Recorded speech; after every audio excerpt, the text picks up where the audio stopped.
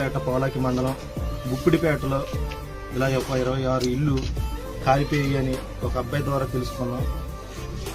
మా టీం మొత్తానికి ఈ విషయం తెలిసినాక సరే మనం కూడా ఎంతో కొంత సహాయం చేయాలని ఉద్దేశించి ఒక తల్లి కడుపులో పుట్టకపోయినా సరే ఎన్టీఆర్ అనే ఒక పేరు ఒక పెద్ద దిక్కుగా ఆయన్ని భావించి ఆయన తమ్ముళ్ళుగా మేము చాలా మందికి సహాయం చేయాలనే ఉద్దేశంతో ఈరోజు కూడా మీ ఊరు వచ్చాం. మాకు తోచినంతలో ఏదో ఒక సహాయం చేయాలని మీకు చిన్న సహాయం చేస్తున్నాం.